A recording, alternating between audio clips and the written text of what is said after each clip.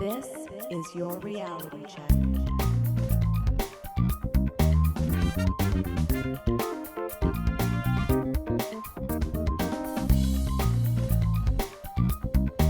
Hi everyone, and welcome to The Reality Check, the Canadian show that explores a wide range of controversies and curiosities using science and critical thinking. I am your host, Darren McKee, and with me, as usual, is Adam Gardner.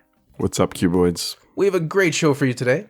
I'm going to give you a little roundup of some books I've been reading. But first, Adam is going to talk to us about testosterone replacement therapy, otherwise known as TRT.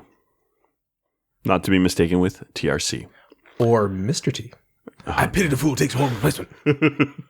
Maybe he does. Maybe he doesn't. When is testosterone too much testosterone? Are there drawbacks to TRT, testosterone replacement therapy? And are some influencers' behaviors influenced by the hormone?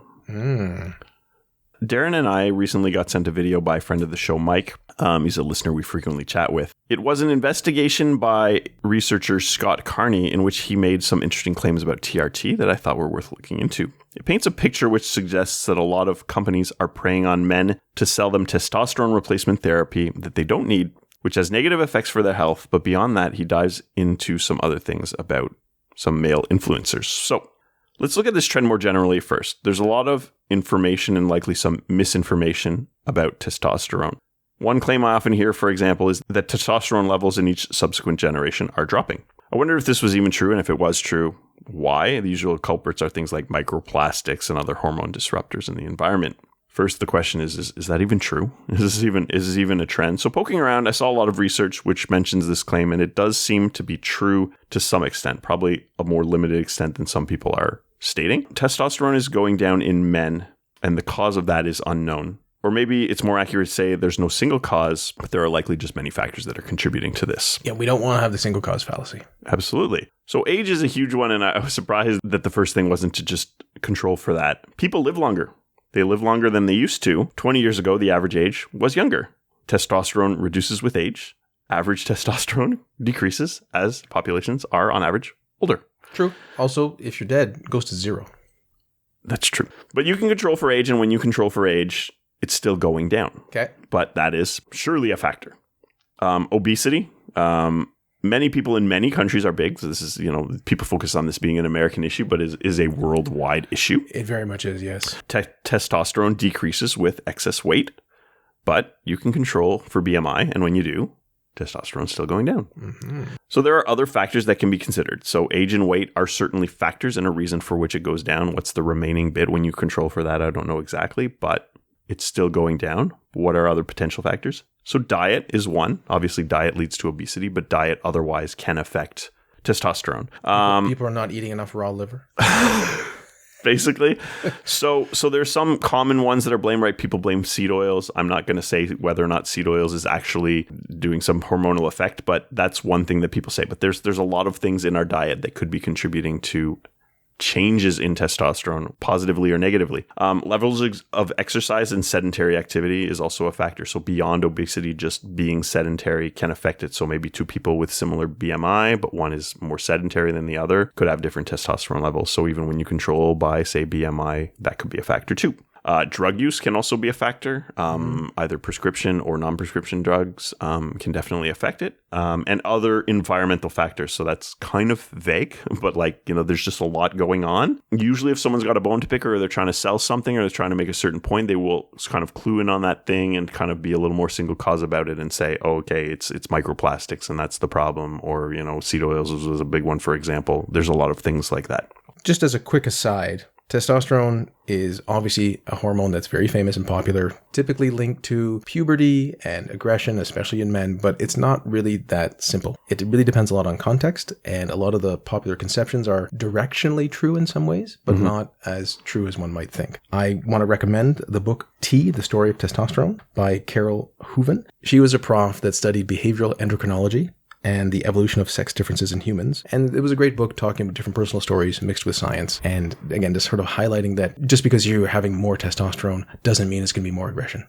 It really is dependent on the context. It's sort of like, oh, it's very tempting to think that, oh, this one hormone that I've heard in the news, testosterone or oxytocin, does the one thing. Oh, aggression or bonding. You're like, well, not quite. It really is more context dependent. So testosterone is really important for numerous other things, including synthesizing other types of hormones and chemicals in your body. And if you don't have enough of it, you can have a variety of problems. It may be seductive to think, because testosterone is a bit lower, let's just supplement it for everybody and we'll be better off. But basically, if you're not deficient in testosterone, it might not be a good idea to supplement. Bro, do you even TRT? So one of the problems is that if you're deficient in testosterone, you'll have problems that are probably similar to a lot of problems that a lot of people have. So here's a list of symptoms of low testosterone from a website, which is basically trying to sell you drugs so they're incentivized to make you think you have low testosterone. Low energy or motivation. Decreased sex drive or performance, mood swings, irritability or mild depression, reduced muscle mass or strength, trouble concentrating or brain fog, weight gain, especially around the midsection. So some of these are more specific, but almost every person experiences some of these. So everyone is occasionally tired, probably because they don't sleep enough. Most people have bad moods. Most people will probably like to be stronger. Men get weaker and gain weight as they age, because their testosterone is going down partially, and they need to work harder to diet and exercise to keep up where they were when they were younger. So testosterone is a reason for this, but that doesn't necessarily mean that your testosterone is low for your age. Right. It just means your testosterone is lower than when you were in your prime. Also, boy, is it tempting to think, if I just took this thing, I'd be faster, stronger, and have better sex. Absolutely. It's not like a Captain America serum. Super serum, super soldier serum. So most people sometimes have trouble concentrating, especially if you have a telephone. A certain age group will recognize when you say telephone what you mean. Yeah. I imagine most people don't have erectile dysfunction or something like it. By most people, you mean because most people on Earth are women? Yeah, that's fair. But like with strength, I think maybe they'd still like to be more virile or whatever that might mean. So if there's a pill or shot to help with all of these symptoms, it really does seem tempting. But unless you actually have low testosterone, is that really what you need? Mm-hmm. So I took a 10-question questionnaire on this site that's clearly trying to sell me testosterone. And there are questions like, are you falling asleep after dinner? So I answered honestly, I have no reason to think that I have low testosterone. I don't think I do. And I got, based on the symptoms you shared, you may have low testosterone and could qualify for testosterone therapy. I also tried to answer all the questions in a way that makes it sound like I have high testosterone, and it didn't actually say that. So it's not it's not ignoring the survey, but still. Okay. So I don't think I have low testosterone. I think I'm just tired because I don't sleep enough. I'm occasionally grumpy because, whatever. I'm single. I have children. I have, problems. But so this was called the Adam questionnaire, which I thought was funny. Well, by the way, again, interpersonally, Adam's quite pleasant. So he keeps his grumpiness to himself. Thank you. Yeah. I don't think I'm grumpier than most people. But yes, everyone gets grumpy, right? It's not a big deal. So the test was called the Adam questionnaire, androgen deficiency in the aging male. Imagine that's what your name actually stood for. Yeah, no, it doesn't. It's because of the first man from the Bible, who didn't exist. Sorry, Adam and Eve. He had low T because he didn't exist. He had high T, and then they took the rib out, and then I don't know. That rib had all the T. Maybe. The rib had the estrogen, so it evened it out, and that's why he's so Good aggressive. Point. Maybe, yeah. So searching for the term androgen deficiency in aging male gives sites that are trying to sell you testosterone. Of course. So it's basically always the same questions, the exact same quiz, 10 questions, very simple to do. And when you do it, they all have the same thing. If you answer certain questions, they'll say, hey, why don't you get in touch with one of our specialists and we'll see what we can do. We'll see if you have a real problem. Well, I'm sure they're going to find the real problem. How many donuts can you hold? If it's less than 5, you need more tea. Yeah. So it's probably something like when you go into a Scientology center and they make you hold on to some magical Atari type joysticks to determine all your life's problems will be solved by Dianetics. They probably dress it up a little more than I'm saying, but that's basically what will happen if you go into a Scientology center looking for a solution to your life's problems. Report back, listeners, if you've gone in. Mm-hmm. So just to give you an idea, here's a similar 10 criteria viral clip I saw the other day, which was after I prepared the segment, which I thought was very apropos. I'll read these and then I'll tell you what it's from. 1, you're tired all the time. 2, you don't sleep at night. 3, you're easily distracted. 4, you're missing a few brain cells. Okay, that one's obviously kind of jokey. 5, you're great at ignoring others. 6, you'd rather stay home. 7, you silently judge others. 8, you're moody. 9, people annoy you. And 10, you're always hungry. I'd probably say yes to 9 or 10 of these. Maybe not the brain cell one, but who knows? It's almost like a cat quiz, except for the sleeping part. Exactly. Oh! It's 10 signs you're secretly a cat. Oh.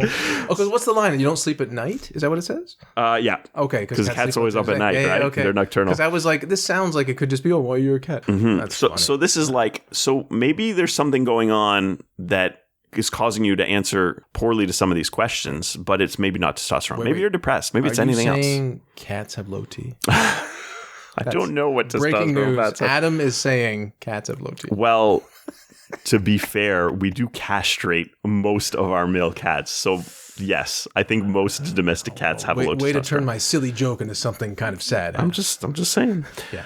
Although it's better for the cat population. So. Oh yeah, for sure. So when you look at some of these services providing TRT, it sounds too good to be true. Here's an excerpt from one such site. What are the benefits of TRT? Improved mood, reduced anxiety, improved libido, sex drive, improved assertiveness, improved confidence, better erection quality. I don't know what an erection quality is, but it's a funny way of saying it. Better sleep quality, increased muscle mass and strength, improved beard growth. Are you worried about your beard growth? Are you even a man if you aren't? It's so weird.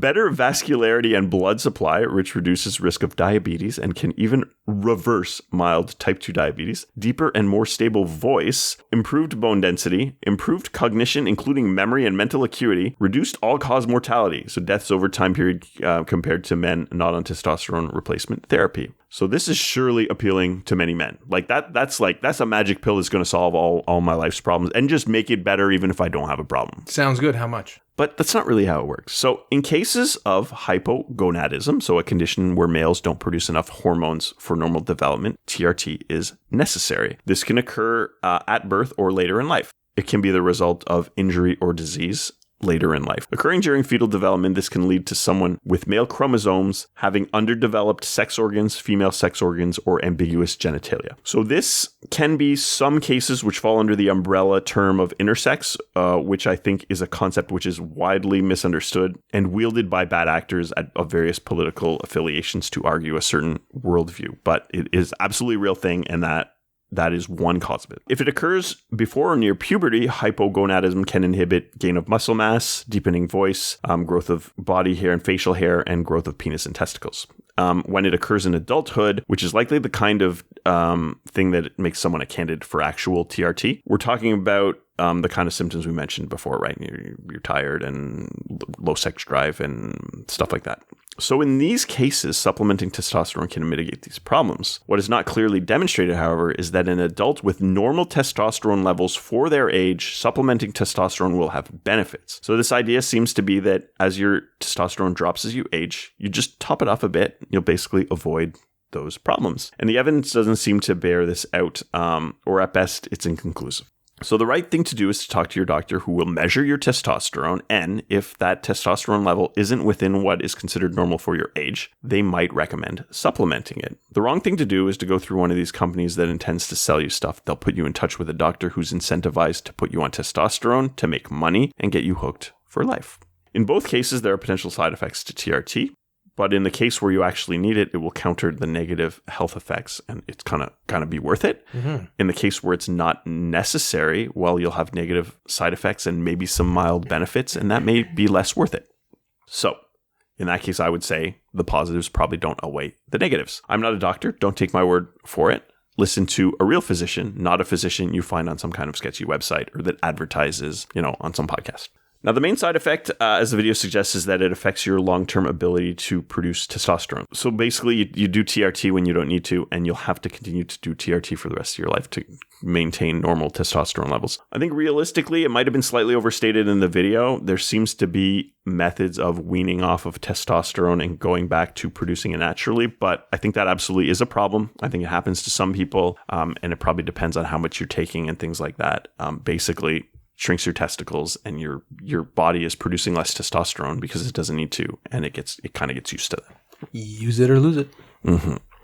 So the other part of this video talks about the so-called manosphere. And I didn't think much of this the first time I watched the video, but when I re-listened to prepare this segment, something seemed a bit off. So quick question for you, Darren, not to put you too much on the spot. Who are people that you would characterize as being part of the manosphere? Oh, that's a good question. I guess there's probably like a decent manosphere and like what I might say is a less good manosphere. That's a good way of putting it. So like Joe Rogan is, one could say, the stereotypical, prototypical, most significant part of the manosphere. Okay. But I think Joe is more reasonable than a lot of other characters. Yeah. Because then there's like Andrew Tate, which I think is very negative in terms Yes. of part of the manosphere. I guess it really depends how you interpret this. Like David Goggins seems just positive. Yep. I don't see much problem with him. But then there's all these sort of fitness influencers. Yep. Like, I don't know, Athlean X or Greg Doucette. And they're not manosphere in the sense of saying, I think, weird political things. They're just providing fitness advice. Yep. But it's definitely like male-oriented.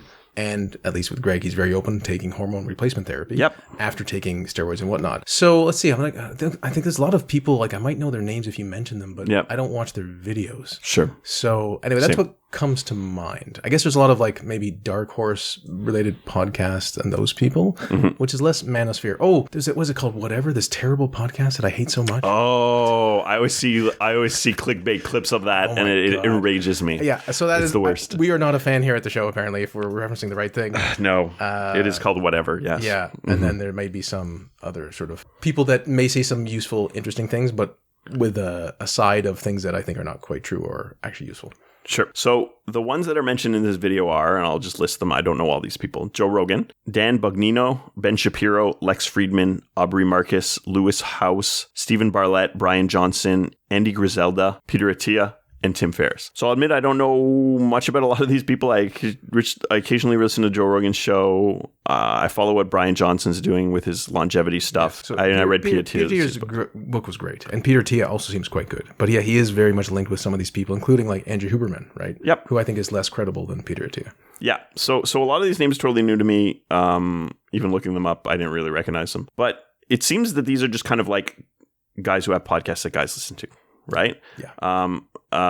Some of them, I believe, are doing TRT, and some of them have shows with ads for TRT in them. And I think that was kind of his issue. So I don't follow what is often called the manosphere. That's not what I thought of when I thought of the manosphere. So I looked on Wikipedia on the page for manosphere, and it described it as, and I quote, major figures within the movement include various social media influencers, including Andrew Tate, Amru, Myron Gaines, Fuddle, Adin Ross, Rouge V, Carl Benjamin, and Jordan Peterson. So of course. So zero overlap with his list. And aside from Jordan Peterson, this is a mix of people either I don't know anything about, or those who do, I'm kind of hostile towards. Well, it depends on what you mean by TRT.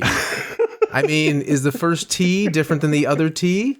What do we even mean by letters? Yeah. So semantics maybe, but the thing he is calling the manosphere may be a thing, but it's not what most people call the manosphere. So no. I think maybe manosphere has a negative connotation, and I think that gives a negative connotation. That's fair. Yeah, there's sort of like a not sort be of a, I think there's there may be some complications with the phrase toxic masculinity, so I don't usually use it. But when I think of manosphere, I do think of something like toxic. Yes. What are the worst? What are the worst aspects of masculinity and the people that are promoting those? Decent guys hanging out talking about things, which I consider like Peter Attia is just fine and all sort of that stuff. I was also going to say these again, separate from the TRT. These humans, most of them are just so atypical.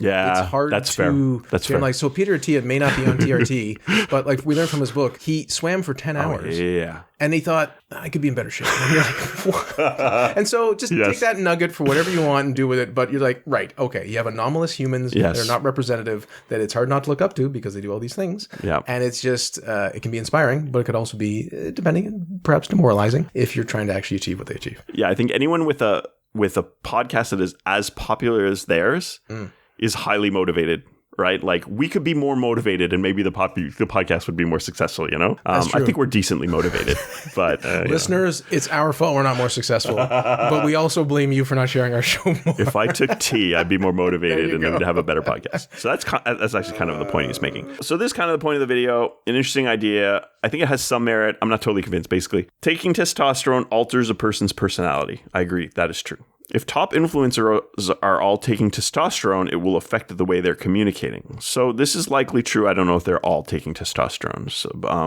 and I'd say that's not necessarily terribly surprising. Like if I have two clones and they each did a podcast and one drank coffee and the other drank herbal tea, the one who's drinking coffee is probably going to have a much different podcast. It doesn't mean necessarily better or worse, but it's going to be different. It may be different, maybe not much different. Hard to say. Yeah. But like for testosterone, if some of these podcasters are taking testosterone, they may be exhibiting behaviors that are more common to like a 16 to 25-year-old man, right? If it actually works the way you say, yeah. Yeah. So high risk taking, status seeking behaviors and stuff like that.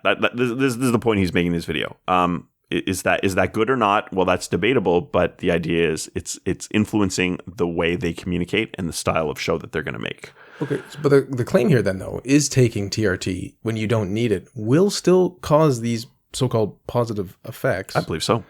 But there may be some positive or not, behavioral changes, whether they're positive or not. Well, I guess what I'm trying to say is that some people, as you said, like, well, you don't really need it, so people are taking it. But I thought the claim was like, it may not do much versus, no, it actually does do some of these various things. It will have impacts. They may not necessarily be as positive, as uniquely positive as you want them to be.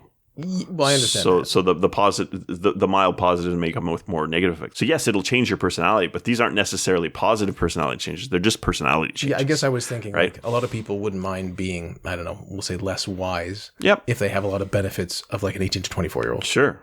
But there's benefits and there's drawbacks to being an adolescent, right? Well, kids do dumb things, and people kind of calm down with age. They're supposed to become kind of wise and whatever. So personalities evolve and change over time. Some life changes, like fatherhood, they really change a person's behavior. Hormonal changes accompany this, right? And it's to make you kind of settle down and calm down a bit and be a better parent. I could say that if I could take a shot that made me act like an impulsive teenager or a young adult, I don't know that that's really something I would want to do. I would just be looking at that as a potential trade-off for other benefits. Now, listeners should know that Adam already buys toys and candy at the moment. So it's scary to think about what would happen if he acted more like an impulsive teenager. Yeah, that's fair. That is absolutely fair. There's new Mountain Dew just came out. It's at Circle K and Kushtal in Quebec. Yes. If you could somehow take sugar in both solid and liquid form, can I eat that? Can I have that? I do that all the time. Yes, I know you do. At the same time. Now, the video talks about testosterone reinforcing the drive to dominate men. So the idea is this is what could be leading to these podcasts excelling. So he focuses on Andrew Huberman and how he talks about how hierarchy and competition are good for men, that his way of thinking may be informed by testosterone. Now, I don't really know much about Andrew Huberman particularly. I've not listened to his show, so I don't really know what makes him popular, but he argues that Huberman started taking testosterone around the time that his podcast became popular and wonders if there could be a link. I don't know if that link is demonstrated, but the idea is plausible. Yeah. Well, I mean, there's reasons why a lot of these guys are appealing. They're usually intelligent, well-spoken, often kind, but also have the ability to seem like they're tough, strong, aggressive, even though they don't usually manifest it. And then some of them are in really good shape. So you're like, oh, okay, you seem to have it all. Right? So even if it only had physical benefits, people seeing those hosts who look like they're fit maybe make their show more appealing and may make men more likely to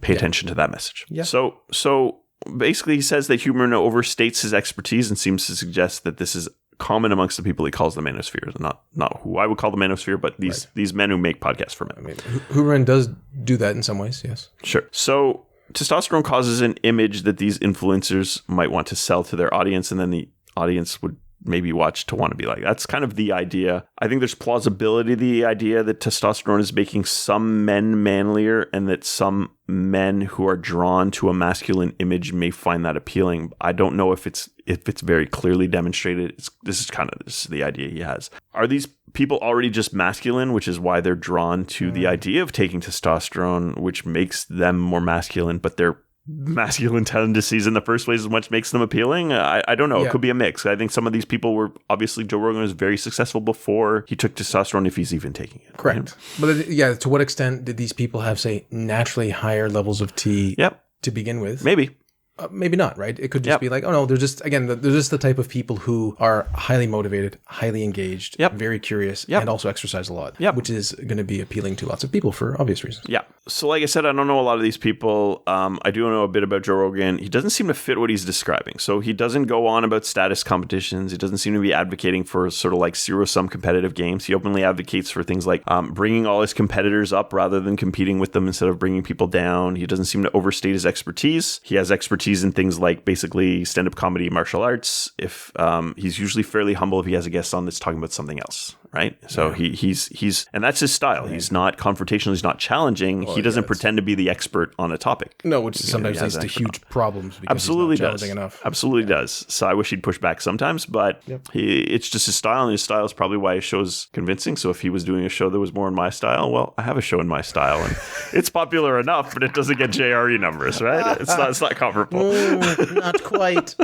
Others such as Peter Attia openly advocate against overprescribing TRT, so I don't think it's a totally uniform issue with all the people he mentions, but I don't know all of these guys. I don't know how many of them are on testosterone and how many really have a behavior that But just to clarify, in a way, right now, you're kind of critiquing the video. Yep. Describing these people as part of like a TRT manosphere. Yep. One, A, they're not quite what we think of as a manosphere, and B, we don't know if they're actually on TRT. Yeah, and I'm just kind of evaluating the idea. I think the idea has value, but I'm not totally convinced. It also isn't clear who would have achieved success after taking testosterone, right? Some people obviously have achieved great success in podcasting before. Sure. Or just maybe some of these people haven't even taken it at all. Should you do testosterone replacement therapy? Well, you certainly shouldn't decide on doing this because a podcaster told you, including me, or because you saw a product advertised by someone who directly stands to benefit from you being on testosterone. No kidding. If you're concerned about your testosterone levels, hopefully you have access to a medical doctor who can make an unbiased assessment of your levels and recommend whether or not you should get TRT without benefiting from such a recommendation one way or the other.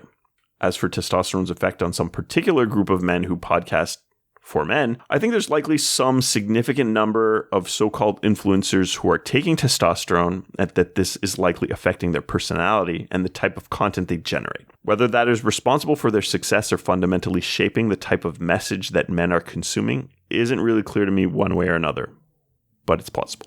Yeah, that's a good point. So thank you, Adam. A couple thoughts, which is that anytime there's a presentation of X, right, this thing, and you're only told about the pros and not the cons, there's a problem, right? Yeah, there's pros and cons to everything, and especially when you're talking about medication or even like hormones, right, and drugs. So there's obviously going to be some downside, at least for some of the people, if not for possibly most of the people. And number two, it seemed to really relate to this notion that if you have a deficit in something, you can take something to take care of the deficit. And then if you take extra, you get superpowers. Yeah, we don't all take antidepressants so we can just be happy. Right. Right? Well, some people do, but most people don't. Sure. But I was even thinking like, oh yeah, well, if you have a vitamin A deficiency, it does affect your eyesight. Yep. So if you eat extra carrots, you're like, oh, I have super sight, which we exploded as a myth that the British promoted during the war, right? Absolutely. And so it's very tempting, though, to think like, well, too little, less, more, extra, right? Absolutely. But it's generally not true. So heuristically, just even hearing not enough tea, extra tea, going to do this, like, probably not. And then like, what are the downsides? Yeah. You said for some people, it's going to be true and useful. But if you are one of these, won't say these gentlemen in particular, but a high-flying, capable person, you may be on something like TRT, but you also might be taking like Adderall. Or tons of caffeine, or cocaine, or who knows what. Like, again, there are people who do drugs, or even psilocybin, or whatever, like a lot of mood, body manipulation and management that the average person may not be doing day in, day out. But I think sort of fundamentally, these people are a bit different in terms of their drive and their ambition. And that, as in, may be related to testosterone, but I don't think is that related to testosterone replacement therapy. I guess there might be some case study where someone was kind of, I don't know, unmotivated, didn't do much, and then they took TRT, and now they're, I don't know, really, really engaged in doing all these things. But not so likely, in my opinion. It also would only be one or two examples, which doesn't necessarily make the trend true for everyone. So I agree with you. You should talk to your doctor. And unfortunately, there's no magic bullets. Chances are you need to just sleep better and eat better, for sure, and then exercise a bit more, and your life will be better. Yeah. I'm looking at these and like, I don't need testosterone. Yeah, I need to sleep better, have better diet, and spend less time on my phone. It's just whatever. Yes, think better to sleep better, some might say. Well, if you don't like listening and you want to read books or listen to books, time for a book review roundup. For today's books, we got Apple in China, Canada Alone, An Immense World, and Pronoun Trouble. So technology, politics, a bit of biology, nature, and then linguistics. First is Apple in China, The Capture of the World's Greatest Company by Patrick McGee. Not McKee, McGee. Came out in May 2025. as usual, I'll give you a first little AI summary and then my thoughts. AI says it's a gripping expose. They're always complimentary, right? Of how Apple's pursuit of profit led it into a complex, often compromising entanglement with China's authoritarian regime. McGee traces how Apple's $275 billion investment under Tim Cook not only supercharged China's tech manufacturing dominance, but also created a paradox. The world's most iconic Think Different brand became deeply reliant on a system built on low wages, surveillance, and censorship. With vivid reporting and sharp analysis, that sounds like such like an AI thing to say, the book reveals how Apple's success in China came at the cost of its autonomy, raising urgent questions about the price of globalization and the fragility of corporate ideals in the face of geopolitical power. It's a story of innovation, complicity, and the uneasy future of tech in a divided world. I think that's generally true. I did find it entertaining, and it was good to listen to. I don't know if it was like riveting. It was just informative and interesting. Also, if those of you who are kind of interested in this, the first chapter is kind of a summary of the whole book, so you just listen to the first part. And if you're using Spotify, you don't use up all your audio credit. Oh, it's available on that system. Okay. Yes, it is. Yes, it is. Cool. Yeah. As for me, I thought it was an interesting exploration of how Apple helped China to develop into the electronics manufacturing powerhouse that it is. So much money was invested to train people and develop supply lines that it just really boggles the mind. Tens of billions a year. It is a much larger amount than previous investments, which were considered very large. Yeah. Or like, when a state's like, we're going to invest tens of billions. It's a very significant expenditure. Like, you mean like Apple's doing all the time in China? Yeah. And it has done year after year, decade after decade. The book goes chronologically. So it was also a reminder of recent time in history of how much has changed since before the iPod came out. Oh, wow. Right? You're like, yes. Oh, so that I did kind of enjoy. Remember CDs? One cannot help but reflect on how a communist autocracy exploited capitalism for its own gain, as did the reverse, as did Apple. Apple's interests are not the same as America's interests. So you mean capitalists exploited communism for their gain? Yes, That's what because Apple used manufacturing in China to then make it stronger as a capitalist company. Oh, but there's times when, yes, the United States is like, Apple shouldn't be doing so many things in China, but Apple wants to because it's its own thing, right? It's its own entity. And so there are some geopolitical tensions here. Interesting. And it really is the case that what was so I guess, different or impressive in what was done is that Apple really helped develop the supply chains in China. So they wouldn't just outsource it, or they would, but like people from Apple would be in China overseeing things. Okay. And then training people there to do it. So they were a lot more hands-on than just like, here's a problem, solve it Correct. No, the way you want. They could not do that. Sometimes people were there for months. I think there was flights going from like wherever Apple's located in California. Cupertino. Or, exactly that. To China like all the time. They even said like, one airline I think was considering canceling the flight. Apple's like, we'll just buy it out. Like, don't worry about it. Don't cancel it. If you need to, we'll buy out the flight all the time. So they buy out all the empty seats if needed, just because it was so important for them to continually have direct flights to China all the time. That's hilarious. And so it's like, you're going to be in China now all the time, right? And so it really, China couldn't have done it on its own. Apple couldn't have done it without China. Yeah. And another point that the book makes is that a lot of people in China say, like, designed in America, just made in China, of course, is a bit diminishing because it sounds like making it is easy. When this is some of the most complex stuff that humanity's ever done. You're like, now you're like, look, a touchscreen. You're like, it's not that easy to press a screen and have it do things. That had to be figured out, and it was difficult. So it's maybe not about the difficulty. Definitely the difficult part was done in China, but maybe like the impactful part or the part that separates that product from the competitors was done more in the conceptual stage. Yeah. I'm not saying the design wasn't critical in value. I'm just saying that usually gets the attention it deserves, while the other side doesn't as much. And other people said, well, it's not so much that China was able to do some of the manufacturing. It's like, you want 100,000 phones when?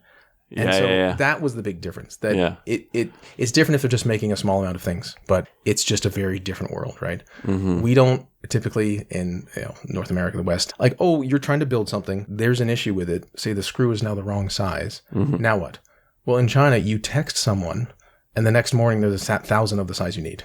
Yeah. And here's like, it's going to take a month or two to get the right part. What do you mean? You can't just have 1,000 on hand. Like, well, you can. And that's the other thing, the willingness to utilize / exploit labor. Absolutely. Okay, you have like 100,000 people who are living in a work zone. And like, okay, now you're doing this. Like, here's some tea, here's some food, and like, here's a sandwich, go to work. So it's like cities that are propped up to support this manufacturing plant, basically. Correct. So you have like this Foxconn and other places. Like, you really have...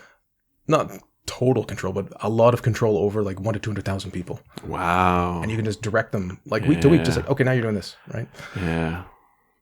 I recommend the book. It was pretty good. Interesting.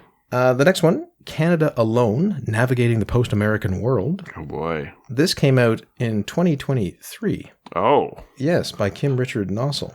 So AI says it's a sharp, unsettling analysis of Canada's strategic vulnerability in an era of declining U.S. global leadership. Nossel contends that the rise of American isolationism, especially under the influence of Trumpism, signals a long-term shift, not a temporary aberration. Wow, called it. I totally nailed it. Eh? Well, yeah. As the U.S. retreats from multilateralism and embraces protectionism, Canada faces the prospect of being alone in a fractured global order dominated by great power rivalry. The book warns that Canada's traditional reliance on American security guarantees and economic access is increasingly precarious and urges a recalibration of foreign policy towards greater reliance and deeper ties with other democracies. Oh. While rigorous and historically grounded, this is still AI, Nossel's argument leans towards the alarmist, occasionally underplaying Canada's diplomatic resilience and the potential for renewed U.S. engagement. Still, it is a timely and provocative call for strategic realism in a world where old assumptions no longer hold. I wonder if the AI is considering our current political situation in making a statement like that. Yeah. Like, it probably sounded alarmist in 2023. Right. It says 2023, but I thought it was also 2024. But all that to say is, yes, I had to prompt the AI more than once to get something more balanced. Yeah. Which is, again, the default is positive. You're like, no, make it more balanced. Yeah, okay. And then it also highlights the range of responses anyone's going to get, because as remember, these systems are carving a path through a mathematical space to provide this information. Sure. That if you give it the exact same prompt, the same system, you might get a different answer. Of course. You typically will get a different answer, actually. And so, again, this is an aside. To say that AI said this or that is a shorthand that's largely incoherent. Like, we kind of know what it means, but it's not really that clear. As for my review of Canada Alone, I wrote, this isn't quite what I wanted. It came out recently and describes how the world might be different if America becomes increasingly isolationist and protectionist. I thought it might be interesting to see if it was prescient or not, given what has happened. It was to some degree, but most of the book was a recapitulation of things over the past 8 to 10 years, of which I was already aware. As such, only the last 20% was decently worthwhile, and I wanted a lot more about what Canada could and should do in the scenario that he laid out. To be fair, I probably only finished about 80% total.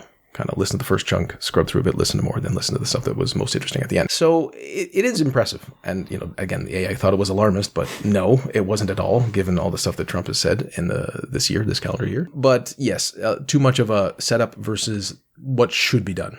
Like, I already know what the problems are. Give me solutions. Yeah, that's the trouble. Next up is An Immense World. How Animal Senses Reveal the Hidden Realms Around Us. Whoa. This is from 2023 by Ed Young. Now, the AI summary here had asked it a bit more detail for prompting summary. You get a core concept. Young builds the book around the idea of the Umwelt, a term coined by biologist Jacob van Uxkull, correct me if I'm saying that wrong, which refers to the unique sensory world experienced by each species.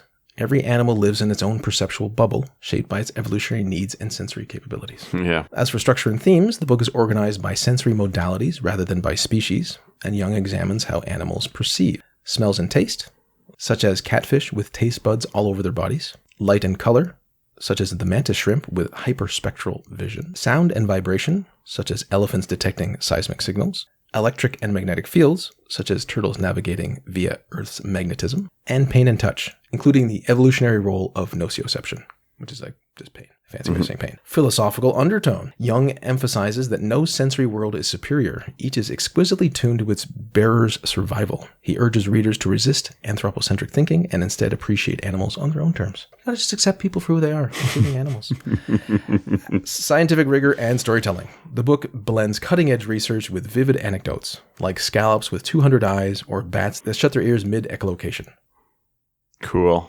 It's both intellectually rich and emotionally resonant, challenging us to expand our empathy and imagination. All right, that's it. The AI, again, being complimentary, but I think this is largely warranted because this was a great book. I thought it was excellent, both well written and well narrated. It was audio for me. Every chapter was interesting, but often not quite compelling. So I would enjoy learning about how different animals sense their environments, but not for long periods of time. So I think maybe just in more bite-sized chunks where you're listening to it. Or one of those things where like, I'm listening to it. And when I'm listening to it, like, this is interesting. This is good. But after I'm not listening to it, I'm like, I really need to finish that book. I didn't feel that way. I know other people, like, this is their favorite thing. So that's great for them. For those with a psychology or physiology background, there'll be some review in here. But wow, do animals parse the world in so many wonderful ways that I was unaware of. Yeah. And it's also useful to reflect on how much humans are missing.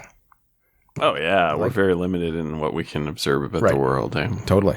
Okay, so next up is Pronoun Trouble, the story of us in 7 little words. This is from April 2025 by John McWhorter. I'm a huge fan of his. And AI says it's a witty, erudite exploration of how pronouns, those tiny linguistic tools, carry immense cultural, historical, and political weight. McWhorter, a linguist with a gift for storytelling, traces the evolution of English pronouns from Old English to the present, debunking myths about correct usage and revealing how language change is natural, not deviant. He defends the singular they as both historically grounded and pragmatically useful, Sure. while also poking fun at the rigidity of grammar traditionalists. With examples ranging from Shakespeare to modern dialects like y'all and yous, McWhorter shows how pronouns reflect shifting ideas in identity, power, and social norms. The book is both a celebration of linguistic diversity and a sharp critique of prescriptive grammar, inviting readers to see language not as a set of rules, but as a living, evolving expression of who we are. Almost sounds like it was written by a publicist. Yeah, for sure. Yeah, good old AI. So, as for me, I said it was another delightful book by linguist John McWhorter. Written read in his intelligent yet irreverent style.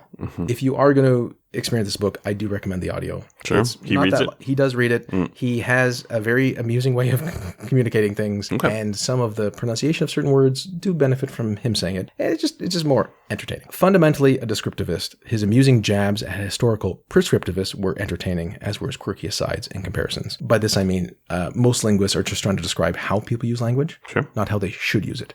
That's the Oh, I see. Okay. So a lot of people are like, oh no, you can't say that because this grammatical rule, this and that. And he'll be like, well, this is how people are talking. Yeah. So, I mean, and once in a while though, he has his own way of once in a while now sounding like a snotty intellectual, Sure. but then making fun of other people who are even snottier. And it's very entertaining. Kind of funny. Oh yeah, it's very cute. In short, pronouns have sure changed over time. You really don't need to say John and I. That's a quick thing because he kept harping on this. This is John and I versus John and me thing, right? And when people say this and I, that's his proper. And if like Adam and me did this, people are like, oh, you can't say that's not proper. Yeah. And he'll be like, no, that's If it gets the point across, who cares? no. But it's so often like you can't do this. Like, but in this other language, they do it all the time. And it's fine, and no one cares. Yeah. Like, it just again, the more you travel, the more you understand other languages. Well, in some languages, it just makes no grammatical sense. Like you wouldn't say dernier je, right? Like it just doesn't make sense. Right? Yes, there you go. For all Francais. And yes, the singular they is just fine. And people have a big issue with that. And he's thinking like, look, this has happened before and it's currently used. So that's all right. And a final bonus book is Rise Above, Overcoming a Victim Mindset, Empower Yourself and Realize Your Full Potential by Scott Barry Kaufman. This is also from April 2025. And the AI here is, it offers a critique of growing culture of victimhood, offering a science-backed roadmap for reclaiming personal agency and resilience. Kaufman draws on psychology, personal anecdotes, and cultural analysis to argue that while acknowledging trauma is important, over-identifying with it can hinder growth. He introduces concepts like vulnerable narcissism and critiques how social media may reinforce a fragile sense of self. As for me, I think Kaufman is an intelligent and kind man who has picked up on a real issue. But I'm not convinced that this is the right book to help people get over a victim mindset. Although he can be empathetic and sometimes entertaining, I think the delivery may be off-putting for most of the audience he is trying to reach. Now, that's an empirical question, right? If you're trying to convince people that they shouldn't have too much of a victim mindset, you're going to talk to people perhaps with a victim mindset, but at least the people who are willing to read a book about not having it. And so it's tricky. It's like they're admitting that they have a problem, but once you've already admitted that, right? Maybe you're, Now, it could be that this is the book that does the thing. I just think that maybe some packaging, especially at the beginning, might have been off-putting and something else could have worked otherwise. I'm not sure. Again, you can write in if you feel otherwise. I appreciated how he highlights that the body does not keep score. Like that famous book. It is more your brain. But others may not appreciate these types of things, right? Feelings aren't facts is another great perspective. But many people still think that they are versus signals of importance to indicate one thing or another. I also think it's important to cultivate gratitude and to work on forgiveness. It's hard to disagree with those claims he was making. In my opinion, the book doesn't highlight enough of the uncertainty in the fields of research he cites, nor the complications of the various assessment scales that he uses. I also thought his prescriptions at the end were not so helpful because we're trying to make a better world, right? So like, stop sharing hate on social media was one of the things he said. Like, well, how about something more likely to work, like regulating the algorithms? In summation, a decent book that contains some useful advice and thought-provoking ideas, but may miss the mark when it's trying to create larger change in a subpopulation of people. Sure. It also made me think of the line from good old, Slate Star Codex, should you automatically reverse the advice you hear? Like, is if you're encountering certain advice in the world, there's a certain bias that's leading you to that. Sure. And is that useful for you? Because you might already be doing the thing, right? You don't need to double up. Yeah. And should you then be thinking like, wait, no, I need to hear opposite advice because that's the stuff I don't usually encounter. Yeah. It's something interesting to reflect on. Fascinating. Yeah, so the only one of those I've read is Rise Above. It wasn't really for me, I think, just because it was a little too maybe self-helpy for what I wanted, and I didn't identify with any of the problems that were illustrated there. So I would have maybe wanted maybe a more analytical, detached assessment of like what's wrong with the world that's causing people to do this. But I think that's just because it wasn't the book that I wanted it to be. It was a different book. Adam, you are a covert narcissist. So maybe you don't realize that this is the book for you. There was a bunch of them, and I was like, I'm not even anything close to these. So some of them are like, are these like things that apply to everyone? I can't remember which one it was. There was one that it was like, he gave this like 10 things, and I'm like, I feel like I'm like 8 of these, but I can't remember which one it was. So in the book, sometimes there's like scale, like where you ask these questions, and if you identify one way or another. Yeah. I thought some of those things may be useful, depending on, again, if they're empirically validated. But other ones, they just seemed like too obvious what they were asking. Yeah. It's almost like, do you like people? Yes or no? You're like, well, it turns out you like people. You're like, yeah, but I said yes. That's why. Yeah. Are you a people pleaser because you like to please people? Like, I don't need an assessment tool to tell me this. Like, Well, again, different strokes. Hard to know, right? Mm-hmm. Okay. Well, those are the wrap up the books. Thank you for joining us once again, listeners. Adam talked to us about TRT, and we've both decided we're going to start taking massive doses. So if the podcast is more aggressive in the future, you'll know why. Yeah, that's right. Do you even think critically, bro? And then I gave you a book review roundup, and hopefully there was something of interest in there, or just some overview you found helpful. Until next time, think better, act better. Peace out, Q-Boys.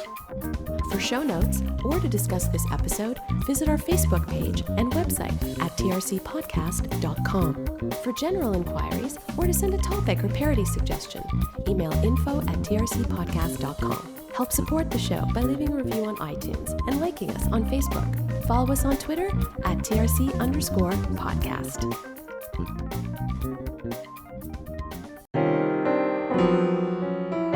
Outtakes.